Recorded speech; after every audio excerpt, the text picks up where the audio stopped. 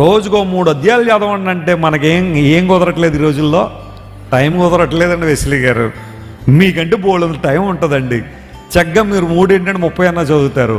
మాకేముందని time అని దేవుని వాక్యం నెగ్లెక్ట్ చేసేవాళ్ళు లేరా? యవ్వనస్తులు ఇక్కడ ఉన్న వాళ్ళకి చెప్తున్నాడు, మీరు విజయం సాధించాలంటే ఏ రంగంలో అయినా put the word of God first in your life. మీ జీవితంలో దేవుని వాక్యాన్ని ముందు పెట్టండి.